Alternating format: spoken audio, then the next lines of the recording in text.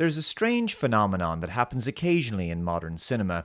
Two very similar films get made around the same time. Maybe sometimes it's a coincidence, or maybe sometimes a film studio gets wind of a rival studio's upcoming project and they think they need to produce something like it in order to compete. It's hard to say. Either way, I've noticed this strange trend in the past. Examples would include Tombstone being followed by Wyatt Earp, A Bug's Life and Ants, A Shark's Tale and Finding Nemo, Red Planet and Mission to Mars, Dante's Peak and Volcano, The Prestige and The Illusionist, White House Down and Olympus Has Fallen, World Trade Center and United 93, and the two films I'm going to compare today, Deep Impact and Armageddon. First, it's time for a word from our sponsor for this video, Vikings War of Clans, a strategy game inspired by the classic role-playing games of the 90s, such as Civilization and Command & Conquer. Vikings War of Clans is a free-to-play MMO strategy game available for iOS and Android. What I really like about this game is the potential for sophisticated tactical combat and endless strategy and customization, and the experience is made ever more compelling by the 20 million online players who help to constantly change the way the game evolves in an never-ending fight for resources. You'll forge new alliances and compete in live events. The game also offers some gorgeous and detailed graphics and gameplay that includes clan battles and competitions. By downloading the game and using my links in the description box below, you'll not only help to support this channel, but also you'll get the special bonus of 200 gold coins and a protective shield. Check out Vikings War of Clans from the links provided and let the combat commence. Released in the summer of 1998, these are disaster movies about basically the same thing.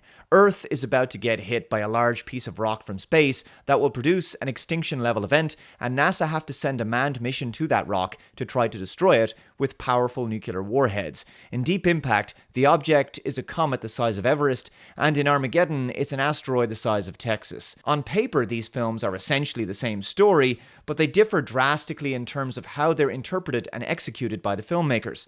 Though both films were highly successful at the box office, the Bruce Willis-led Armageddon was by far the more profitable and well-known of the two. Armageddon is a mess. I've always found it to be a cringe-inducing, cheesy, brainless action popcorn film that was fun but forgettable. It's a theme park action ride.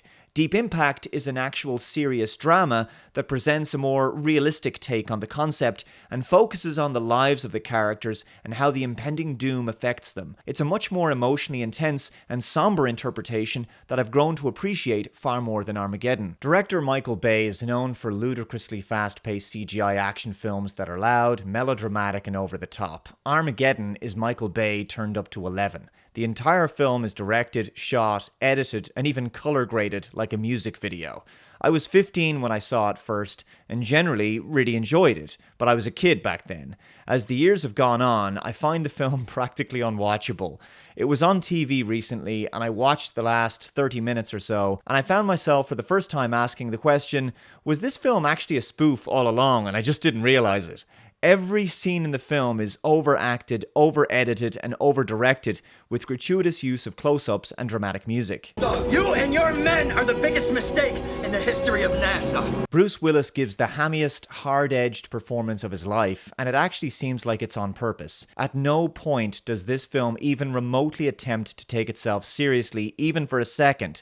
The film's premise is that NASA needs to enlist the help of the world's best deep-core drillers to be trained as astronauts and sent to the asteroid, where they'll attempt to dig a massive hole in its surface and drop a nuke. The film extracts some laughs from the idea that these guys are the wrong people to be saving the world. Our heroes are a ragtag group of average Joes, a likeable bunch of rough and ready guys with the odd eccentric thrown in. The film is genuinely funny in the first hour, as they have to go through rigorous training and psychological evaluations with some hilarious consequences. The heart of the film is a love story between then newcomer Ben Affleck, who plays AJ, and Liv Tyler, who plays Grace. Grace is the daughter of Bruce Willis's character Harry Stamper, who doesn't approve of their relationship and has numerous run-ins with AJ throughout the film. There's no doubt that Armageddon was successful because it was a Bruce Willis vehicle film. It boasts some entertaining action set pieces, the CGI still holds up, and there's some humorous moments, but it's as if the filmmakers were actively trying to parody the story idea rather than make a serious science fiction film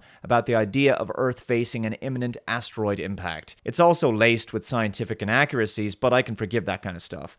Armageddon is like Marmite. It polarizes audiences, and generally, I've come to dislike the film over the years. I actually feel myself getting dumber as I watch it. You have to turn your brain off to enjoy this kind of movie. It's filled with cliches and hammy dialogue to the point of being just as wince-inducingly cringy as Batman and Robin. Deep Impact is practically a docudrama by comparison. Directed by Mimi Leder, it focuses more on the earthbound drama rather than the stuff happening in space, although there's still plenty of that as well. The primary character is Tia Leone's Jenny Lerner, a reporter with MSNBC. Yeah, MSNBC. Let's just move swiftly on. Anyway, Lerner accidentally stumbles across a government scandal that's being covered up. The mysterious resignation of Secretary of the Treasury Alan Rittenhouse. Rittenhouse? The time-traveling bad guys from Timeless? No, but whenever I hear that name, that's exactly what I think. Anyway, Lerner only has a name, Ellie, who she thinks is the mistress of Rittenhouse, and perhaps this scandal is simply an affair he's having with her. Except Ellie isn't a she so much as a what. Eventually she's confronted by the president, much to her shock, and she's told to bury the story for fear of creating widespread public panic. Of course, the president doesn't realize that Lerner knows much less than what she's letting on. Following some further research, she discovers that Ellie is an abbreviation for Extinction Level Event. 2 days later, the president goes public with the story and explains that a comet is about to collide with the Earth in 10 months. The first plan is to send a crew of astronauts in a ship called the Messiah. They'll do essentially the same thing as the crew from the 2 shuttles in Armageddon. But it turns out they don't need deep core drillers because, honestly, how hard can it be to point a drill into the ground and switch it on? If highly trained, super intelligent NASA astronauts can't learn how to do that, then humanity has absolutely no hope of survival. This really does show up the stupidity of Armageddon. Deep Impact also prioritizes certain story elements that Armageddon doesn't. Michael Bay wanted to ensure that the president in his film had very little screen time. By comparison, the president in Deep Impact, played by Morgan Freeman, is a major character. Although as the film goes on, his role is reduced to being little more than an exposition function, offering plot updates on how the mission is going that function more like captain's logs. Additionally, Armageddon only has one small scene featuring the character who discovered the asteroid. In Deep Impact, the comet is discovered by 2 people, Dr. Marcus Wolf, who's killed in the beginning of the movie, and a young astronomer, Leo Biederman, played by Elijah Wood. Leo is a central character and becomes a local celebrity. His story arc is entirely divorced from Jenny Lerner's, and the 2 characters never meet, which I think is interesting and gives the film a more expansive scope. It's essentially 3 stories all interconnected. The Messiah crew, Jenny's story including her relationship with her parents, and Leo's story. The Messiah's mission is a failure. One of the crew is lost, one is left permanently blind, and the comet is merely broken in 2 rather than destroyed. Robert Duvall's character of Spurgeon Tanner has to take command of the mission. The president reveals a backup plan. With the impact of the first piece of the comet imminent, a national lottery is devised in which 1 million citizens will be selected at random to live inside some underground caves for 2 years, which should be long enough for the dust to settle. They will then return to the surface and repopulate the planet. That's the plan. Unlike Armageddon, Deep Impact gives us a brief glimpse into the kinds of chaos, pandemonium, and breakdown in social order that would arise during a potential world-ending catastrophe. Though it's not focused on heavily, we're told that rioting and looting is taking place in major cities. The president declares martial law and places a freeze on all salaries and prices. The state is forced to take control of society to retain law and order. Though it's not a significant aspect of the film, I did appreciate that it was at least mentioned, unlike Armageddon, which comes across as even more cartoonish and less realistic for not addressing this. The rest of Deep Impact is bolstered by solid performances from the cast. The first comet hits and delivers widespread devastation on both sides of the Atlantic. The CGI is not nearly as good as in Armageddon. In some places it's great, but in others it's a bit dated, but it still works. Jenny Lerner sacrifices her place in the Ark and gives it to her colleague who has a daughter, and following the suicide of her mother, she spends her final moments with her estranged father in their family home by the beach. There the 2 of them reconcile in an emotional moment that I found incredibly poignant. They face the end together as the tsunami approaches. The late Maximilian Schnell is brilliant as always, and both he and Leone deliver performances that hit the perfect emotional mark without overplaying anything. Leo Biederman returns from the Ark to rescue his girlfriend Sarah, and there's another tear-jerking scene in which her parents tell her to go with him and they give them the baby to look after. the parents sacrificing themselves for the good of their children. While Armageddon is a paint-by-numbers action film about trying to destroy an asteroid before it hits Earth, Deep Impact is a film that explores and celebrates what's really important in life in the face of world-ending disaster.